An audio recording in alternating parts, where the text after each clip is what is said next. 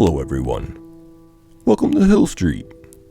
Today's story is, my pen pal sent me only one letter. If you end up enjoying this story, please leave a like. If you enjoy hearing stories from me, please subscribe. Let me know how I'm doing in the comments. Now, let's get to this nightmare. A while ago, I signed up for a pen pal service for adults, just for fun. I was paired up with one person who sent me this one and only letter.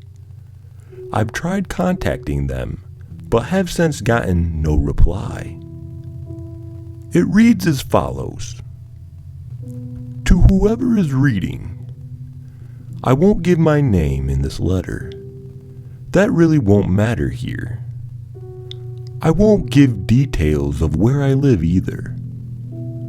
If you tried sending me help, they may come too late anyways. To you, who is reading, you don't need to know anything about me, and I am sorry I won't know anything about you. But none of that really matters anymore. All I need for you to do is read this letter, detailing my experience. I had a twin brother who died when I was very young.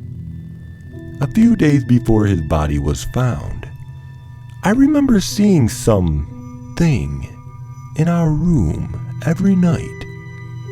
Our beds were placed in opposite sides of our room, and whenever I woke up in the dead of night, I saw some figure leaning over my brother's sleeping form.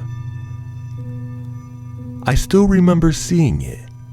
I couldn't be sure if it was a man or a woman, but it was tall, gray, and dark, with sagging, wrinkled skin like a dried, shriveled corpse.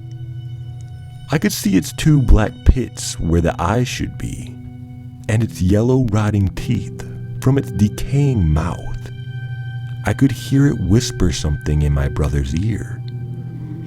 I would force my eyes shut, but I could still hear it whispering. I would peek my eyes open, just to still see it there, its crooked spine bending, and its rotting maw speaking to my brother. Morning would eventually come, and the horrid figure would have been gone after I had somehow fallen asleep. I asked Tony, my brother, about if he's sleeping okay or if he's having any bad dreams. He always told me he was okay. I didn't tell anyone else about what I saw, not him or my parents. That thing kept showing up the next few nights. I would always wake up and it would still be slouching over Tony, who was in a deep sleep. I always tried to stay quiet, not letting the monster know I was awake. Once, I dared to turn on my side, facing the wall, so I couldn't see its face. That didn't stop the constant whispering. The last day I saw my brother alive, we were playing outside. We were at the park, chasing each other around the field with our parents nearby. He was chasing me, and we were laughing our heads off. I turned around and he wasn't behind me. In fact, he wasn't anywhere to be found, like he had just vanished into thin air. My parents were frantic, trying to look for him. It was 2 days afterwards Tony was finally found. My parents were notified by the police that he was discovered by a lake, lifeless and face down in the murky water. When he was turned over, it was discovered he suffered a major head wound, perhaps from slipping on the wet rocks. His skull was cracked open, revealing splintered bone, and his blood pooling around him. I hadn't thought about him much in years. I still kept to myself about that thing I kept seeing. Life went on for me. I grew up, went to college, met the love of my life, Cecilia. We got married out of college and had our son a few years after. I named him Tony, who I wish would have grown up to live a full life. It was when Tony was 6 years old when it started over again. I was up late and was passing Tony's room. It was slightly ajar, and I was going to close it when I heard whispering coming from inside. I peeked through the crack into his bedroom. There it was, standing tall and gaunt, empty eye sockets glued to my son as he slept, and talking softly to him.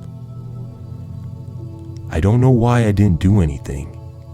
That paralyzing fear induced by the sight of that fiend was just as potent when I was an adult. This continued a few more nights, while I hovered outside Tony's room.